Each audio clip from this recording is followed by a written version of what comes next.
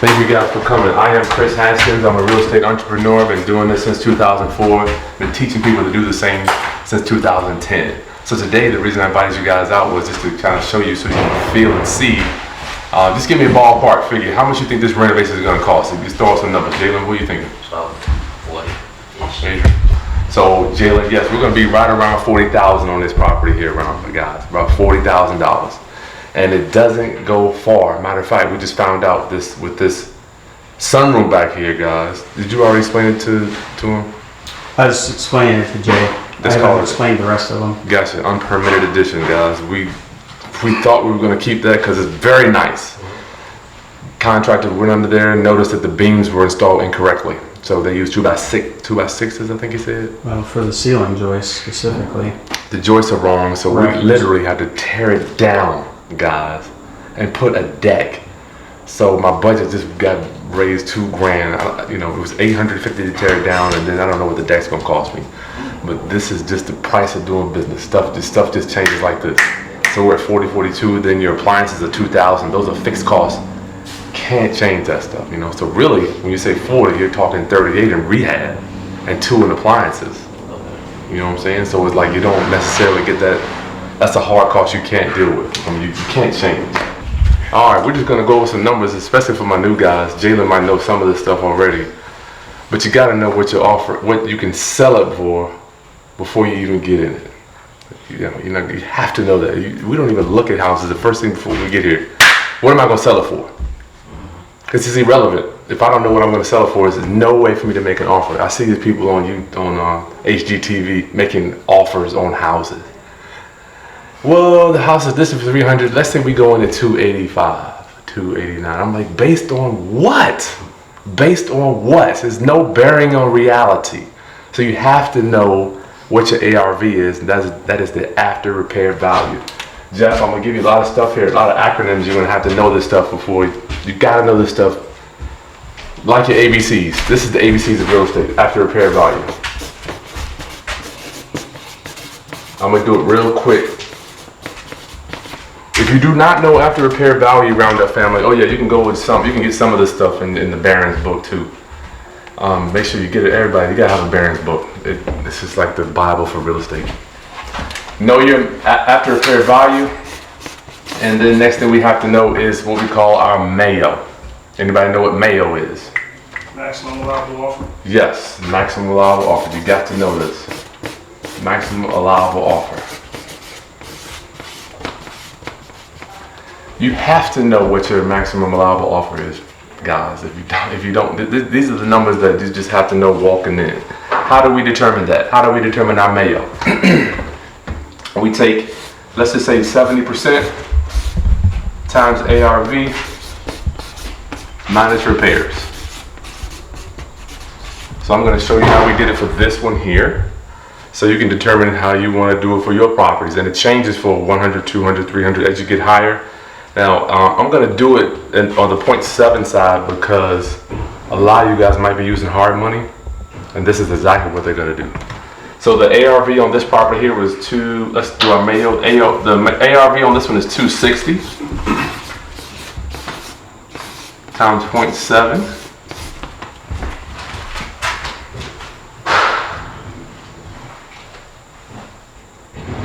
163. You got it? No, that ain't right. 182. 182. It's 182 minus 40,000. It's gonna put you at 142.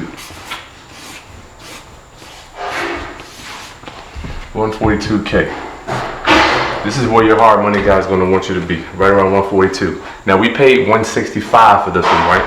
Because I do it a little differently. I'm showing you this way. This is because it's the hard money way. We do it a little bit differently, and I'm going to show you how we do it. But this is one way to do it. This is how we do it because we're using private money. So I'm gonna very briefly go over private money with you too. So we're doing it like this. Our Mayo is going to be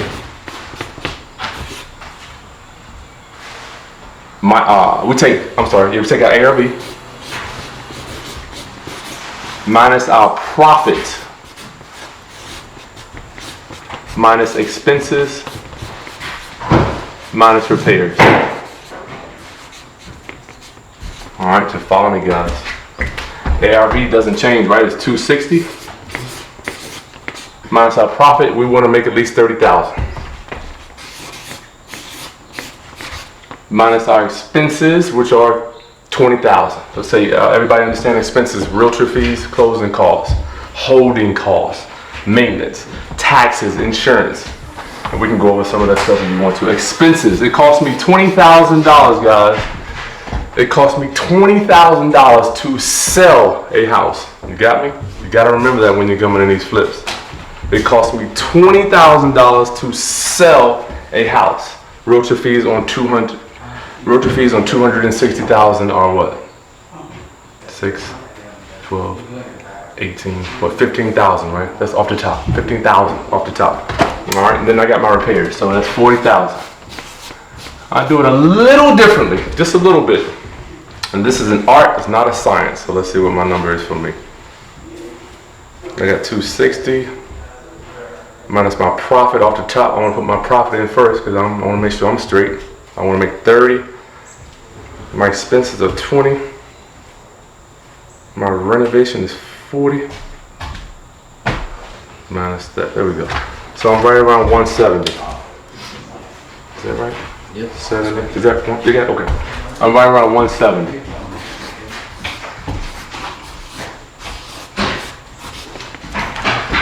So you got about let's say you got about $25,000 difference here, right? It's an art form. It's not a science. So you don't have to be perfectly right here, and you don't have to be perfectly here. You know, just get it close in there somewhere. You will make money. So you say, oh, mine, all I want to make is 30. Up here, you might be able to get more profit out of it, but we do numbers. I do volume. So it's like, I don't care if my thing is to get in and out of the deal. I don't care if we make 20, sometimes we make 30, sometimes we make 40, sometimes we might make 15, but it's just a numbers thing.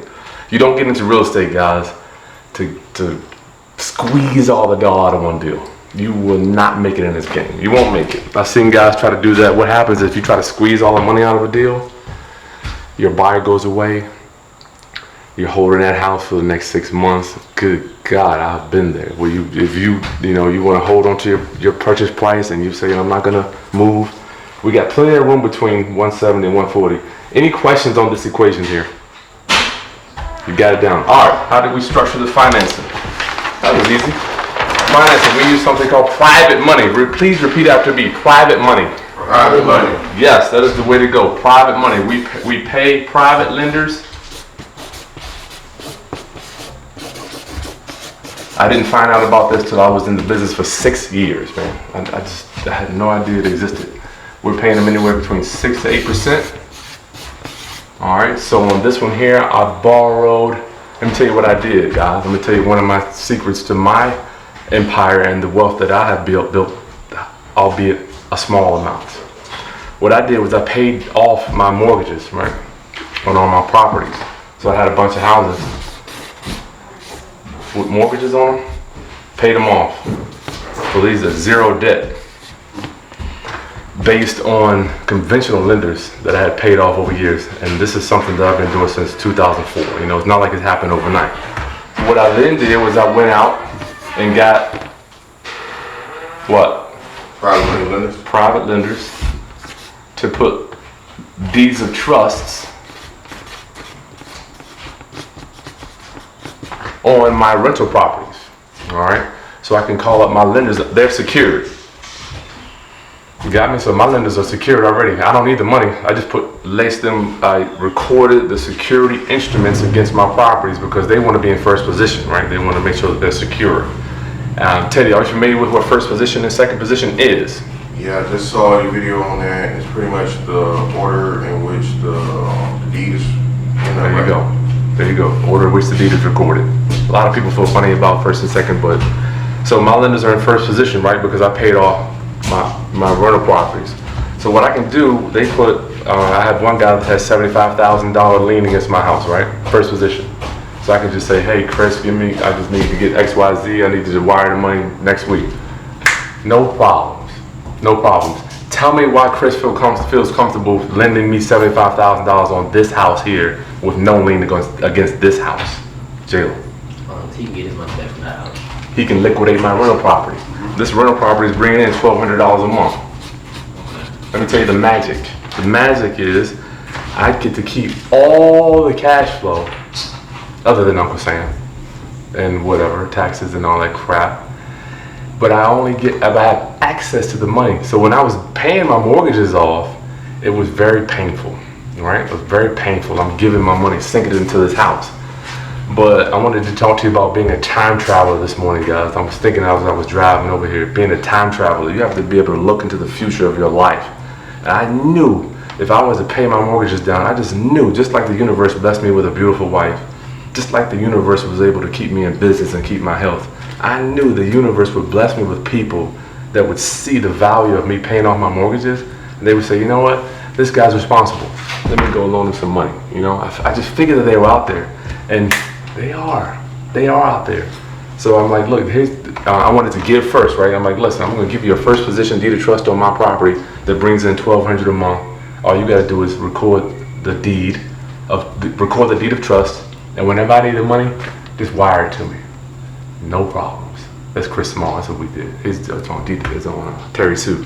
So, gentlemen, paying off your mortgages is not a bad thing. In my world, because you can always get it back. You can always get it back. People will always loan money. What's the bank's favorite loan? Home equity line of credit. Whatever, real estate. I don't care, you call it whatever you want. Real estate though, right? It's real estate.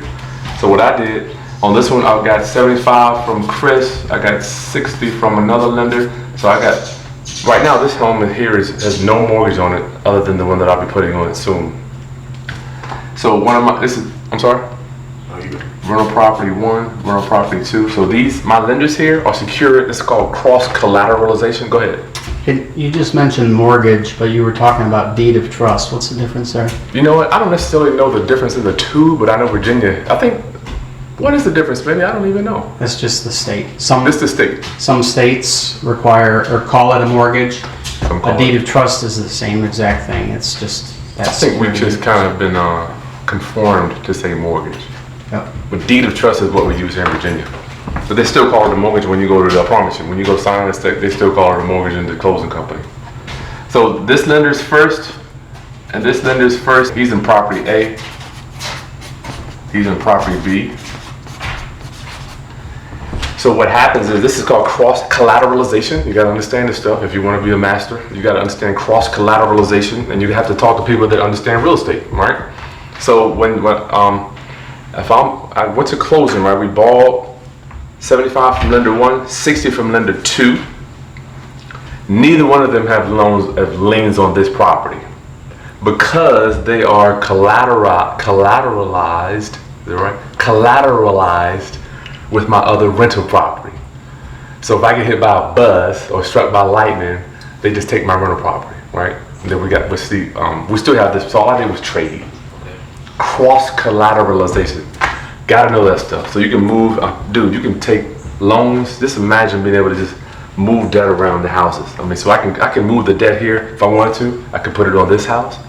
The house and the debt, they don't go together. We have matched them. Society has matched. What we have done, money and houses, what America has done, we have mixed the two. You know, it's crazy how it's like when we're coming up, we think that money, the house, we think that they go together, right?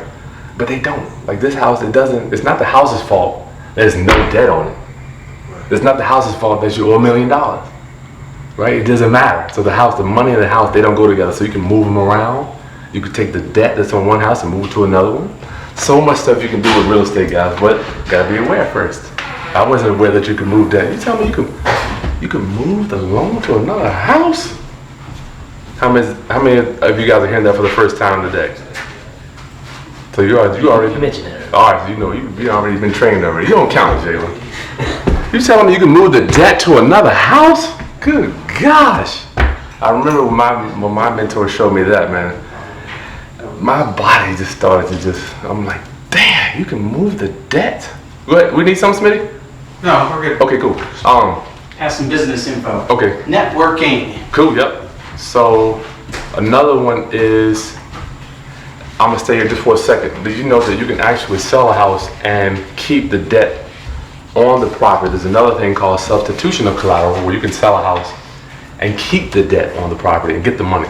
I don't want to get too deep into that, but just keep in mind that you can do a lot of things with debt, as long as you're not dealing with banks. Okay, first lender, second lender was 135. Then I brought cash into the deal. I did bring some cash to close this one out. Usually I don't, but as I'm accumulating cash, I am learning that I need to get money working for me. It's not always good to be 100% leveraged, and you'll learn this as you get older. It's not always good to be.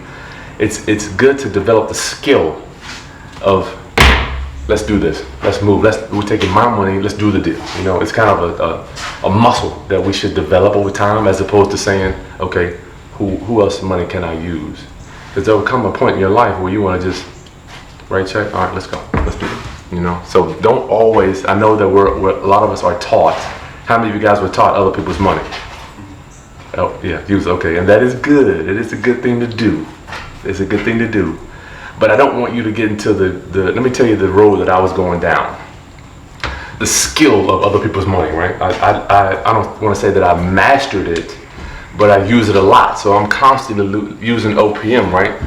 And doing it for year after year after year. My brain and the universe kept showing me, okay, Chris, other people's money. Use other people's money. Use other people's money. And so it was showing me that I couldn't use my money. So the more I did that, it's almost like I wasn't accumulating money to do deals with. So it was almost, it's kind of like I'm walking down this road here. Every deal I'm doing, I'm not saving my money, because I'm always looking for other people, I think it magnetized my brain to not keep cash around, because I was always borrowing it. So now I changed it. I'm telling you, help me, Damon Dash. Anybody listen to Damon Dash? The dude talks about he always puts his money in his deals. So over time, we should use our money because it teaches you to hold on to cash. Okay, so how are we paying our lenders? We got two lenders here, right? Both of them have first positions on my rental property, which they sleep very well at night. But my townhouse is worth $130, and his loan is only $75. How many think think that's a good loan? That's a smoking loan. He can liquidate that and make money. And the other one, this 60 here, my house is worth probably 100. Yeah, the other house that I have. So these guys are sleeping at night. They don't care. They don't care whether they want me to complete the job. They don't care if I do or not. You know, they're gonna get their money. So how do we pay our lenders? We do no payment loans. How many guys, you guys understand no payment loans? We don't make payments. All right, we don't pay. They don't offer this stuff out in the conventional world. So the $75,000, we let the interest accrue. Interest accrues. Is that 2 C's? I always spell it wrong. Interest accrues while we hold on to it. How much is this? 75? 135. 135. So let's say we were paying 7%. I don't remember I can't even remember what the interest rate is we're paying them. We're paying, I'm sorry, we got 135,000 out. Times 7%. You guys know how to calculate APR? Yes? No. APR, yes, thank you. APR. You paying APR, no doubt. All y'all in here paying APR. You got a credit card? Yeah. You paying APR. I want y'all to understand how this works and one day get your own APR. So you can get some APR out of the economy, right? All right, so we're paying APR what does APR stand for? Annual percentage rate. You got it. Annual percentage rate. Annual percentage rate. Annual percentage rate is the amount of interest that this loan will accrue for the year. The amount this loan will accrue for the year. You got me? 135,000 times 7%. Somebody type that in. 9,450. 9,450. That ain't bad. Make 10 grand in a year. They for doing absolutely nothing, right? So I'm not going to break this down because this interest will be broken down into two people. So what if I only had to borrow that for 6 months? There you go. Okay, so how we calculate that? That's the interest for the year. That's 12 months there, right? There you go. So we take 9,450 and divide it by 12. What's that, Smitty? You caught me off guard. Oops. You got to go backwards before you go forward. $787.50. All right, does everybody follow me? Yeah, just multiply that times however many months you got the. There you go. You got it. You got it. Let's say so typically our deals take 6 months. Sometimes they take 14 months. God forbid. And sometimes they take 4. All right. So let's say it's 6 months. So we take 784 times 6. 4,725. 4,007. You got to understand this. I know this stuff to me it's boring. It's boring. You know, I can't stand working this stuff. I remember when my mentor was breaking this down to me, Lonnie Scruggs. Boring. He had a calculator, an old metal calculator, God rest his soul. You got to know these numbers. So when you go to closing, remember when we were back here talking about AR, maximum allowable offer, and ARV? This is why you got to buy such a deep discount between 140 and 170. You got to have a big discount because closing cost comes up high, but this interest can go up real fast. It goes up quickly. So on 6 months, you got that coming out. 7 months, 8 months goes up real high, and I'm just not that good. I can't estimate that well. So we're paying, let's say we're paying 5,000 interest, and I still had to come up with the repair money. We're gonna pay for the repair money out of our own pocket too. So the interest rate actually is not too bad on this deal. So the more cash you use, less money you got going out to lenders. Hey, Chris. Go ahead, Smitty. So doing a comparison, if you borrowed that 135 at a hard money rate, Yeah, let's do it. Oh my goodness. Everybody know what hard money is?